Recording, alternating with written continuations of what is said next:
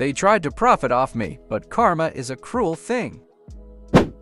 My greedy relatives tried to steal my late father's house, so I left them with $1 million debt.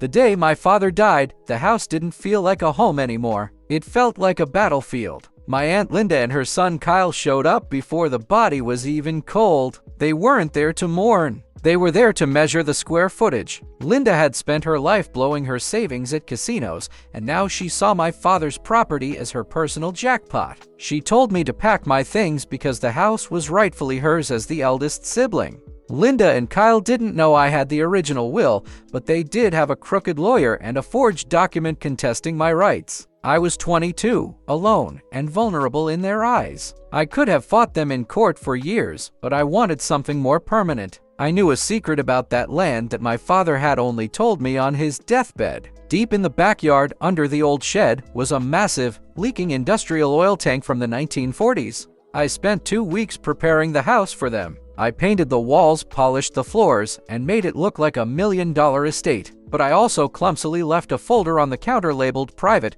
Oil Tank Removal Estimate to 50000. I knew Linda couldn't resist spying. When I caught her looking at it, I acted terrified and begged her not to tell anyone. I knew that to a greedy woman, a secret problem is just a tool for blackmail. In the settlement meeting, I played the part of the defeated kid perfectly. I conceded the house to her, but only if the contract stated she accepted the property as is, including all environmental and structural liabilities. Linda and Kyle practically tripped over themselves to sign the papers. They thought they were stealing a mansion and could just cover up the oil leak to sell it for a quick profit. They had no idea they were signing for a debt. The moment the deed was officially hers, I moved out. The very next morning, I made an anonymous call to the Environmental Protection Agency. I reported a possible massive chemical leak near the protected local creek. Because the house sits on a slope leading to a water source, the EPA doesn't just send a letter, they send a fleet of trucks and investigators. They arrived at the house at 7:00 a.m., right as Linda was waking up in her new master bedroom.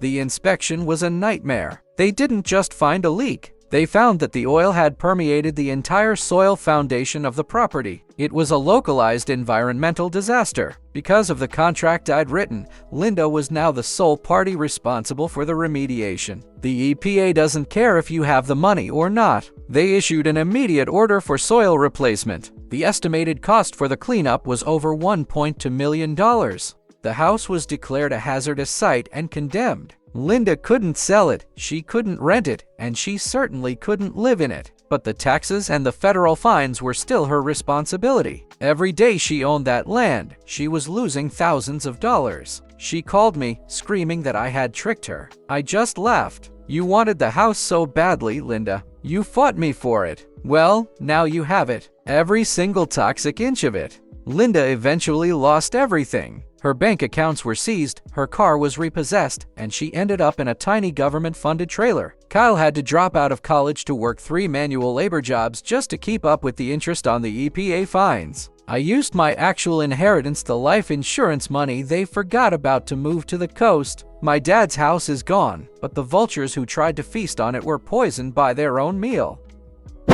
The HOA president fined me for a messy lawn, so I destroyed his life with seeds.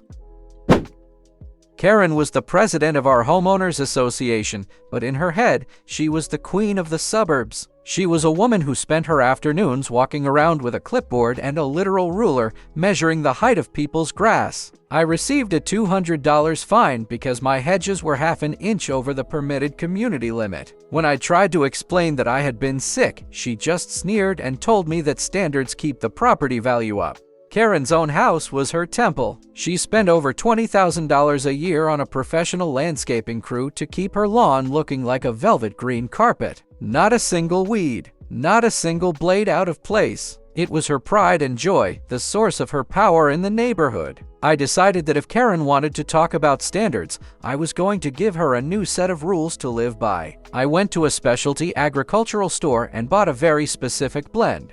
I bought 10 pounds of the most aggressive, fast-growing, and herbicide-resistant wildlife seeds available. I had dandelions, crabgrass, wild mint, and a special clover that looks like grass but spreads like a virus. I waited for a heavy, rainy Tuesday night, the perfect cover. I dressed in dark clothes and did a midnight jog past Karen's house. With a handheld spreader, I carpet bombed her entire yard, the flower beds, and even her expensive rose garden. The rain washed the seeds deep into her perfect soil. For a week, nothing happened. But by day 10, the carnage began. Little green sprouts started poking through her velvet turf. At first, she thought it was just a few stray weeds and pulled them by hand. But for every one she pulled, 5 more appeared. The wild mint was the real MVP. It started weaving its roots through her foundation and suffocating her roses. It was a botanical takeover. Karen went into a full-blown panic. Her landscaping crew was at her house every single morning, spraying industrial-strength poisons that turned her grass yellow but did absolutely nothing to the mutant weeds I'd planted. Her lawn started looking like a chaotic, abandoned meadow. Bright yellow dandelions began to bloom in perfect, mocking clusters right in the center of her yard. I sat on my porch every morning with a cup of coffee, enjoying the show. I waited until her meadow reached exactly 4.1 inches. Then, I took a high-resolution photo. Using a burner email, I sent an anonymous tip to the rest of the HOA board. I used Karen's own words: unkempt property, failure to maintain community aesthetic, decreasing neighborhood value. The board, who were all secretly tired of Karen's ego, actually enjoyed issuing her a formal violation notice. The fine was $500 for a repeat offense of neglect. The irony was so thick you could cut it with a lawnmower. Karen tried to argue that it was vandalism, but there was no proof. To the board, it just looked like she had lost control of her yard. At the next annual meeting, she was voted out of the presidency for failing to lead by example. She was humiliated. She spent the entire summer and another $10,000 trying to fix the soil, but the mint kept coming back. It's nearly impossible to kill. She eventually gave up and sold the house at a loss because nobody wanted a yard that looked like a jungle experiment. Now, the new owners have a lovely, natural garden, and the neighborhood is finally at peace. Whenever I trim my hedges now, I make sure to use a laser level, just in case she's watching from her new, much smaller apartment. Standards are important after all. I hope she enjoys the view of the concrete from her window. A contractor scammed me out of $10,000, so I dismantled his business from the inside. Rick was a contractor who specialized in 2 things: shiny trucks and disappearing acts. He had a great smile and a portfolio of completed kitchens that probably belonged to someone else. I paid him a $10,000 deposit to start my home renovation. 2 days after the check cleared, Rick stopped answering his calls. He'd left my kitchen as a hollowed-out shell of dust and exposed wires, then vanished into thin air. I was left with a wreck and a hole in my savings. I found out that Rick had done this to dozens of people. He was a professional parasite. He would take the deposit, do 5% of the work to avoid criminal fraud charges, and then drag the project out for years until the homeowners gave up. Lawyers told me it would cost more to sue him than I'd ever get back. Rick knew the system, and he was playing it perfectly. He thought he was untouchable, but Rick had one thing he cared about: his online reputation. I didn't just leave a 1-star review. I became Rick's personal ghost. I created over 50 different digital personas, fake profiles with history, photos, and depth. Every single day, a new customer would post a detailed, heartbreaking story about Rick. I didn't just say he was a thief. I said he left live electrical wires near a baby's crib. I said he used racial slurs. I made him toxic to the point where even his old friends wouldn't call him back. But the online war was just the distraction. While Rick was busy trying to get the reviews deleted, I was doing the real work. I contacted the local building department and the state licensing board. I provided time-stamped photos of the work he'd done. I proved he was using unlicensed subcontractors and skipping permits to save money. Within 2 weeks, Rick had 3 different inspectors crawling over his current job sites, issuing stop work orders. The final blow was the IRS. A guy like Rick, who takes $10,000 cash deposits and lives in a luxury house while claiming his business is struggling, is definitely not paying his fair share. I filed a formal whistleblower report with the IRS, providing my bank records and the names of 5 other victims I'd found online. The IRS has a very special department for people like Rick. Once they start an audit, they don't stop until they've seen every receipt. The call started about a month later. Rick was screaming into my voicemail, begging me to stop. I'll give you the 10 grand. I'll give you 20. Just take down the posts and tell the inspectors it was a misunderstanding. He wailed. I didn't answer. I just played the recordings for the other victims so we could laugh together. Rick's shiny truck was repossessed 3 weeks later. His business bank accounts were frozen for investigative purposes. He tried to declare bankruptcy, but because I'd documented the fraudulent nature of his contracts, the court ruled his debts to us non-dischargeable. He was on the hook for every cent, plus penalties. The IRS found over $200,000 in unreported income from the last 3 years. They hit him with a tax lien that made it impossible for him to ever own property again. He went from a high-rolling contractor to a man with absolutely nothing but debt. Last I heard, Rick is working as a manual laborer for another company, earning minimum wage while half his paycheck is garnished by the government. He's the guy carrying the heavy bags of cement for the real contractors. I eventually got my kitchen finished by an honest man. Every time I cook a meal, I think of Rick's face when he realized his scamming days were over. You thought I was a victim, Rick, but I was just the guy who taught you a lesson. I was the skinny new kid and the school bully chose the wrong target. Now he's a viral joke. I've always been the stick, 6 feet tall, 140 pounds, and a face that screamed, "Please steal my lunch money." When I moved to this new school mid-semester, I felt every pair of eyes scanning me like fresh meat, especially Chad. Chad was the varsity linebacker, a human mountain of muscle and ego who thrived on the fear of others. He cornered me near the lockers on my 3rd day, laughing about how my skinny neck looked like it would snap in a light breeze. "Hey, Stickman," he barked, slamming his hand against the locker right next to my head. The sound echoed like a gunshot. "From now on, you pay a tax to walk these halls. Let's start with that watch." I tried to be the bigger person. I told him I didn't want any trouble and tried to walk away. But Chad wasn't looking for a conversation. He grabbed my shoulder, his fingers digging in like claws, and tried to violently shove me into the metal doors. He didn't know I'd spent 10 years in a traditional dojo, or that my shins were reinforced concrete from thousands of strikes. My body moved before I could even think. I parried his heavy arm with a sharp snap and executed a perfect, sweeping low kick. Chad didn't just fall. He collapsed like a building in an earthquake. His head bounced off the floor with a hollow thud that silenced the entire hallway. Everyone froze. The king was down.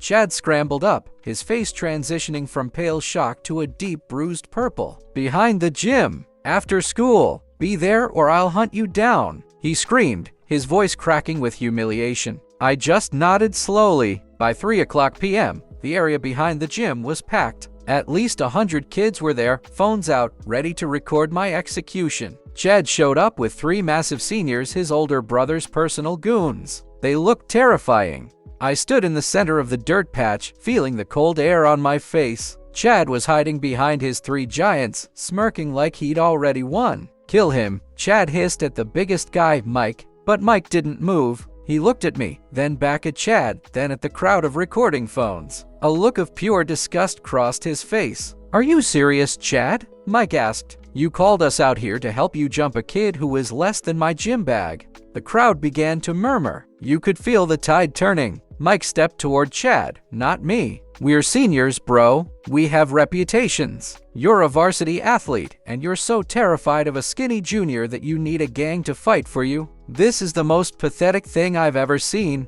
Mike turned to the crowd and pointed at Chad. "Look at him. The big tough linebacker is hiding behind us." The laughter started low, then grew into a roar. I took a step forward, my eyes locked on Chad's. "I'm right here, Chad. Just you and me. Let's see how tough you are without your bodyguards." Chad looked at the sea of phones, all capturing his cowardice in 4000. He looked at my balanced stance and realized that if he fought and lost again, his life was over. If he ran, it was also over. He started shaking. Finally, he just turned around and walked away while the entire school booed him. The video was everywhere before I even got home. Chad didn't show up to school for a week. When he did, he was no longer the king. He was a ghost. He was stripped of his captaincy, and his friends treated him like a plague. I never had to throw another punch. Sometimes the best way to destroy a bully isn't to break his bones, but to let the world see exactly how small he really is. Stay humble, Chad. You're a viral joke now.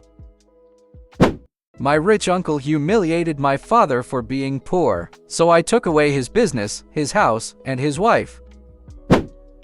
My uncle Arthur was a man who measured human worth by the price of a wristwatch. He was loud, arrogant, and loved to remind everyone that he was the success story of the family. At every single holiday dinner, he would find a way to humiliate my father. He'd mock my dad's calloused hands, his old Ford truck, and his simple life as a mechanic. Some people are born to lead, and others are born to serve, he'd say, raising a glass of expensive scotch. Last Christmas was the breaking point. Arthur looked at my grades. I was a solid C student and laughed in front of the whole family. "Don't worry, kid. I'll always need someone to wash the windows at my firm. Maybe your dad can teach you how to use a sponge." My father just looked down at his plate, silent. I saw the pain in his eyes, and in that moment, something snapped inside me. I might not be a genius at math, but I am a genius at finding secrets. I knew Arthur's lifestyle was a fragile illusion. Years ago, he had filed for a strategic bankruptcy to wipe out millions in debt. To protect his wealth, he had legally transferred every single asset, the house,